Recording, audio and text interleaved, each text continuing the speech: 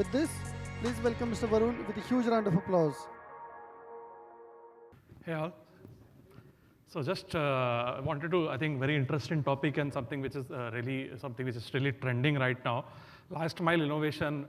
I think for a long time, all the innovation has been happening in the primary and secondary domain, and I think now it's high time that the last mile also is going to catch up. And this is a space which is very fragmented, not very easy to find solutions for this space. So I'll just quickly take you through what is happening in this field. I've tried to keep it more focused on some case studies and some of the really practical things that we are doing. So I hope it makes sense for you. The session plan, I've taken FMCG as a way to really take you through in actuality how the systems are really set up and how the entire network is set up. So I'll just take you through FMCG last mile network, what are the features and characteristics of this network, last mile supply chain, what are the key factors which are used while setting up this supply chain, then FMCG logistics network, how it is really set up, what are the nodes there and what are the points there, then key stakeholders, what is happening in the domain of intelligent automation using AI/ML in this. Again, key KPIs of last mile logistics leader, what are the things where people are really focusing on right now and what is really delivering customer value. Then I'll just take you one case study on network design, how customer requirement are really changing the network designs which are happening in the system. And again, how demand prediction is really helping in shape the last mile logistics. So I'll just quickly take you through. I've just used FMCG last mile as a way to really show how things are. I think even the e-commerce or the quick commerce supply chain also is quite similar to this and is similar.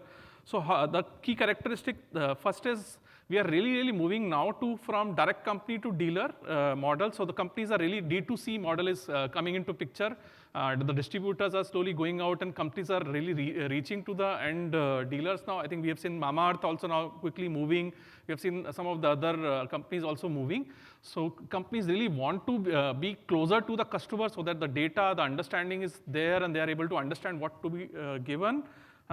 Many of these companies in this space, they'll be servicing 1 lakh plus touch point, and you have a company managed last mile network. So I think from a dealer or distributor managed last mile network, we are moving to a company managed network. In terms of the norms, the customer expectations of service level is quite high now. I think as you would have seen earlier, 3-4 days before the days of Amazon was good enough. When Amazon came, then 1 day, 2 day was the norm. Now with the quick commerce coming in, even 5-6 hours is too much. So now if somebody gives you something in 5-6 hours, you feel, no, that's too slow. So the norms are very quickly changing. For an FMCG kind of a sector within the city, now 4 to 6 hours kind of a network or delivery is an accepted norm. And for an outside the city, 1 or 2 days is still acceptable. So again, this kind of a service level expectation from the customer requires a large company managed distribution model, maybe a multi-echelon network. Inventory complexity, again, FMCG, you would, for a typical company, you will have 2,000, 5,000 plus SKUs. For an e-commerce, you might even have like more than 50,000, 1 lakh plus items also. For a quick commerce, you would have less than 500. But again, complexity is quite huge compared to some of the other auto networks or something. Again, geographical and seasonal variances is also there. I think all of the FMCG company, you would see like company like a Coca-Cola or a Pepsi would have a very huge mix change across to the season. Even for a paints company, you will have a exterior season before the rain start, a different season, then obviously Diwali rush. So a lot of geographical and seasonal variation is there. Also, you would generally have a multi-tier network. So what a multi-tier network is, directly your plants are not going to be supplying to the end consumer. You will have a node in between who will be taking care of the network. So the last mile is the third leg of the network. So this is how the key features, key complexities are there for an FMCG, a typical FMCG supply chain. Last mile supply, I think in the last discussion also this discussion was happening that a lot of risk, especially from an external factors are coming into the play. I think we are all aware of this, the tariff risk which has come into the picture. We had a lot of issues. So supply side risk, demand side risk, and operational risk. So all three kind of risks are playing there. And companies really need to do an assessment in terms of how big each of the risk is, and obviously need to ensure that their supply chains are really geared to take care of that risk. So for example, any risk of a natural disaster or extreme weather, if you feel foreign supply chain is very high, then you need to have a supply chain, you need to have a network which can take care of it. Again, if you feel, for example, political stability, trade restriction, if you feel those risks are high for you, you need to ensure that those remedial measures are taken. I think in this, for example, in this kind of a current trade war, we have seen that companies like Apple, which used to really focus on being a very efficient supply chain, going for a best cost or lowest cost model, are now getting into now understanding that actually the best cost model is actually might not be the best model. So you might have a new concept like nearshoring or distributed manufacturing, which are now coming into the picture. So again, for each and every supply chain, it's very important to understand those risks and try to mitigate those for your specific company. How do they are impacting you, and what are the factors that you need to take care of them? I'll just take you through a typical FMCG network, how it will be like. So you would have the plants, which will be supplying to the depots. Again, for the fast mover, generally for a FMCG supply chain, they will just directly go to the depots. Because it's a very long tail, so using Pareto analysis, your top, whatever, 80-85% might go directly to the depots, but your bottom, the tail SKUs are going to be supplied to a transshipment hub or a regional distribution center, how it is called. And from there, in a FMCG supply chain, you might either supply to a dealer or you might supply to some big project or institutional customer. So this is how it is. Different companies might have a transshipment location, or a RDC would mean different things to different companies. So for example, for a company like an Amazon, they might just have 2, 3, 4 regional distribution centers. So for an Amazon, the thing which is not selling a lot, so for example, a big item like a fan, which is not in the top 1,000, they might just keep it in a Bangalore hub or a Delhi hub. But for a company like a quick commerce company, actually they might need to have something where their dark stores are located within a city, but the big stores are located just outside the city, so that they are able to replenish the inventory that is going taken. So this concept of regional distribution center or a transshipment location will be different to different companies. I've just prepared a case study in the end where I'll just take you through how the expectation of the customers, what is the kind of service level they want, has an impact on the kind of network you have and how many kind of distribution networks you might be needing. So again, for this last mile, I just want to take you through what are the key stakeholders for last mile operations. So generally, a last mile operations for a company will not be owned by the company. They will be owned by a landlord. You would have a carrying and forwarding agent who is going to take care of your operations for you. And then you would have a transporter, which is going to take care of your logistics operation. These landlords, they would be basis market proximity. You're really going to look after somebody who is close to the market. And space planning, generally, companies would do generally basis 2 to 3 years of operations. So again, the planning horizon for a last mile, as we have seen for the companies, are more of a medium-term planning compared to maybe your plants or your port-level infras, which are planned for 5 to 7 years of operations. So these are mostly medium-term or a short-term planning. Your carrying and forwarding agent also might not be that big compared to like a very big distribution center, which might have a multi-shift operation. You might have a single or a double shift operation here. Again, transporter, these also will be mostly local transportation operators who will be taking care compared to the market, which might have a long distance, big institutional player coming in. Also, we have seen, I think, I think the theme today was of the green. We have seen a lot of use of electric vehicles and AI ML for route optimization. That also, I think, I'll just try to cover more in the next slide. So for an FMCG, I'll just take, before I get into more detail, I'll just take you through what could be the different nodes in FMCG network. So these are the definition. A primary network will be from your plant to the RDC or the regional hub. Here, most of the companies will be looking for a FTL or full truckload operation. So you will have long distance nodes. You will send a cargo in full tankers or full trucks. And secondaries generally from our RDC or a regional hub to a depot. Again, these will be FTL. Your tertiary or what we call last mile is something which is from your depot to the end consumer. Here, it will be a part truckload. It can also be a courier operation, depending on the kind of industry that you are in. Also, you will have the raw material, packaging material supplying, which is supplied from the plant to the RDC. This can be FTL or PTL basis the kind of the volumes you have. So a lot of companies in the FMCG domain might have these raw material or packaging material supply very close to their own plant's operation, and these might be a specialized operation. So for example, the packaging material supplier for an Amazon warehouse would have their own warehouse very close to an Amazon facility. So that is a kind of operation. Again, the auto industry also. So an small tool supplier for an auto industry will generally have their plant very close to the auto supplier for a just-in-time supply. Also, you would have this port-to-plant infrastructure, which will be supplying from the plant to RMPM from the port to the plant or the supplier, and this will be mostly a FTL or a container load. So these are the kind of different nodes and complexity which are there. So obviously, this makes FMCG supply chain a very fragmented logistics operation where each node had its own complexity, own characteristics. I'll just now, I think, just going to take you through some of the disruptions which are happening in this space and how some of these areas are used to optimize the logistics flow. First is customer segmentation. So customer segmentation, we are using automatic creation of segments and prioritization. So basically, you try to differentiate the kind of customers that you want to have, and basis that you decide your fulfillment strategy. So for example, your institutional customers, institutional builder, he might not have a very short duration. He might not want something in 5-6 hours. He might be okay if you supply him in 4 days, 5 days, 6 days, and hence for them the cost is going to be the big factor, and they are going to be really focusing on that. How do you give me at the lowest cost? So these kind of intelligent customer segmentation models we need to use to try and understand what is the right logistics flow.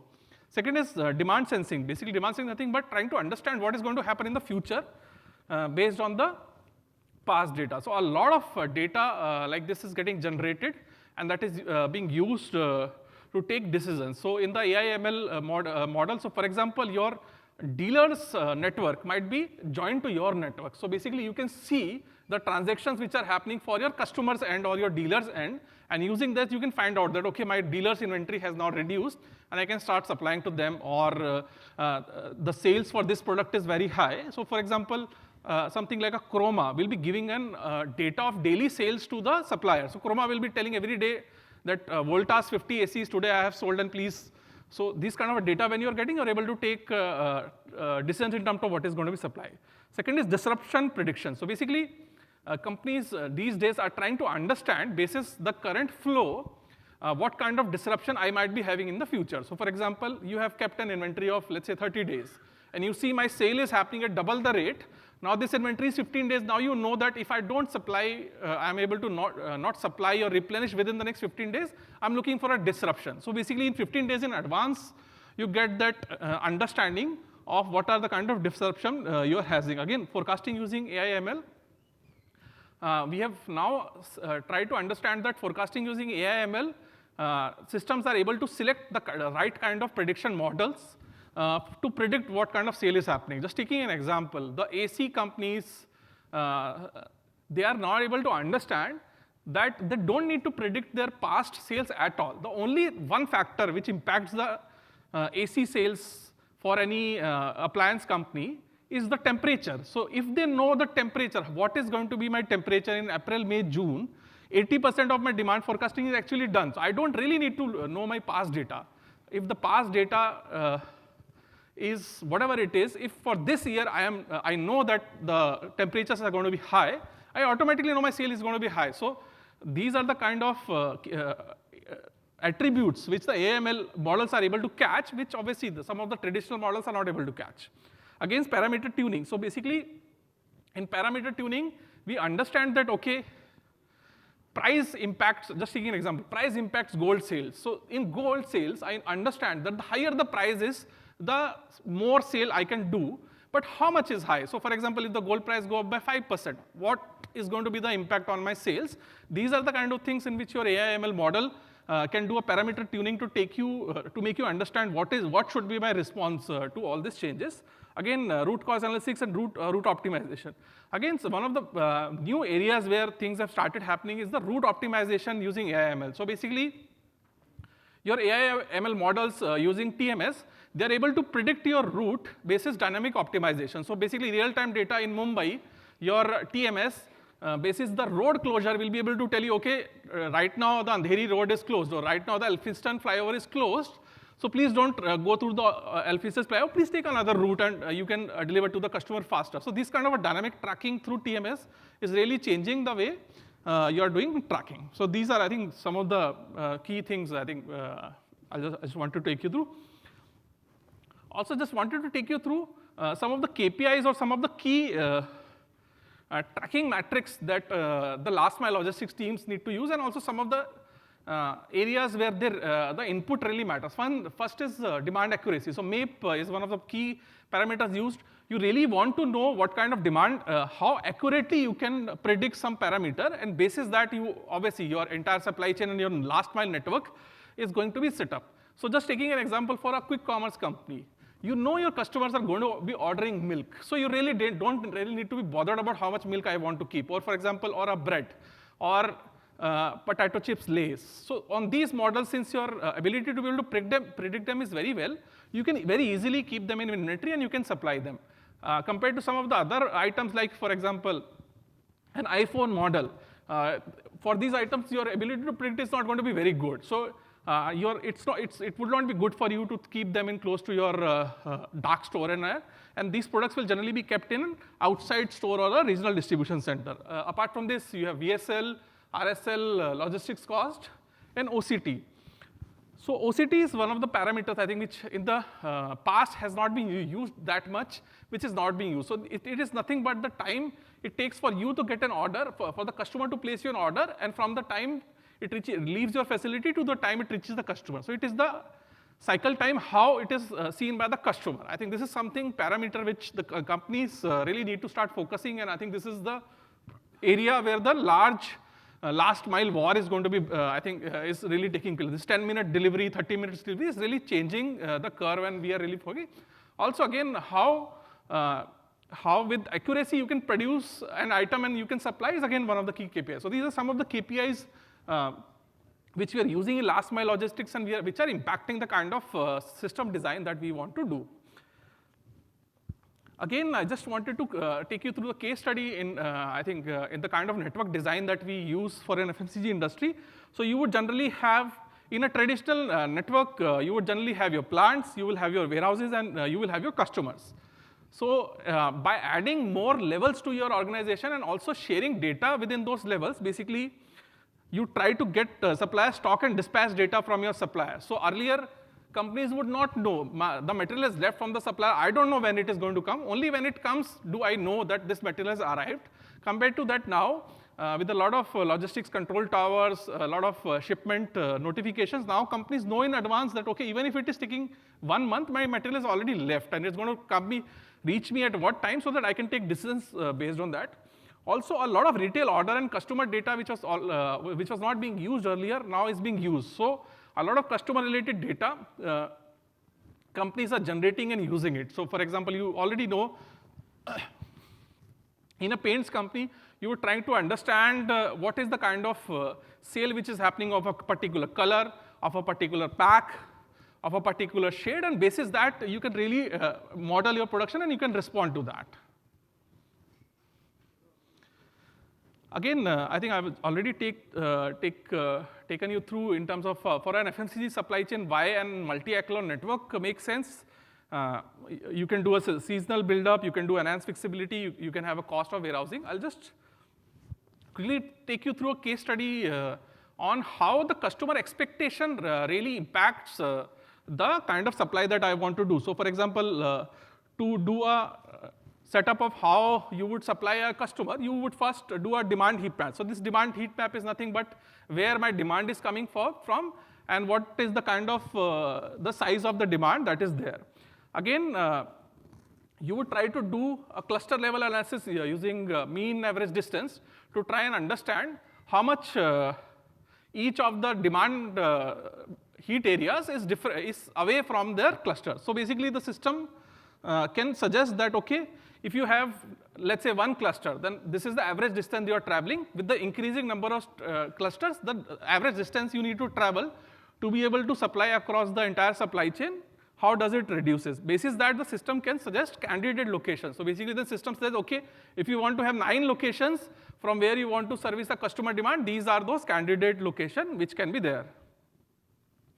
Again, new and sophisticated system, I think a few things which we are working on, I'll just take you through. One is agile systems. So basically agile systems are there which don't wait for somebody to take actions to be able to respond to a problem. So for example, an example of an agile system will be, you don't wait for your dealer to place an order. You understand his inventory, you understand how much inventory he wants to keep. So for example, for a Voltas in Chroma, Voltas has already worked with Chroma how much inventory of the Voltas ACs they want to keep at Chroma.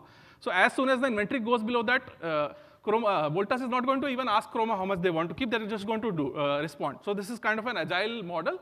Second is demand aggregation. So I think a lot of focus is there on being closer to the customer, being more delivering in 30 minutes, delivering 60 minutes. In some of the cases, actually, demand aggregation also is an important tool which the new last mile logistics systems are in. What demand aggregations means, you try to understand that what are the things which are impacting, what are the things which are co-resident on another demand. So for example, you try to understand that if the customer buys more of an Lay's packet, there is a good chance that he's going to buy a Pepsi as well.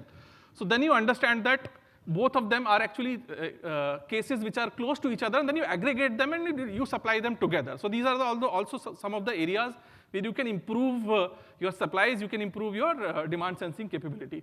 Also, real-time tracking, I think I've just taken you through that. Real-time tracking is also really something which is impacting the way we are servicing. So for example, for a plant, a real-time tracking would meet geofencing. So for example, you understand that in my plant, I can take 10 trucks at a time. So in this new real-time tracking, through geosensing, you can know that, okay, 10 trucks have entered the plant and 2 of them are going to be leaving in 5 minutes. So you know now, since 2 of the trucks have left, through geosensing, that another 2 trucks can be sent. So these kind of a real-time tracking systems are now available, where earlier you would use a pen or a paper to understand this is the in time and out time, but now you don't need to do that. Even for a customer, when you're delivering to a customer through geofencing, you know that, okay, my truck has reached the customer on 5:30 and it has left the customer at 6:30. You know the delivery has been made.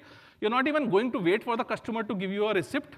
You're automatically going to generate the order, the customer order in the system. So these are the kind of things which this real-time sophisticated planning system are doing to be able to change a last mile logistics systems. I think summary, these real-time visibility are really giving us an opportunity to decide the service cost performance parameters which we are using to monitor our service levels. Then we have an optimization system-driven operations which we use to optimize our operations, and predictive AI/ML operations are used to improve the output of the system. And obviously these are all used to make changes and make improvement in production planning, order to cash, channel management, and logistics system. And obviously the focus is on a customer. So I think compared to a system where a lot of companies were really focused on how much sale am I doing, I think the new age logistics company or last mile operation is focused on how is my customer doing. If my customer is doing well, then I'm going to be automatically doing well. I think this is how the new age last mile operations are really changing. I hope I was able to give you some idea of the current practices and the future things which are happening in the area of last mile logistics. I hope this was informative for you. Thank you.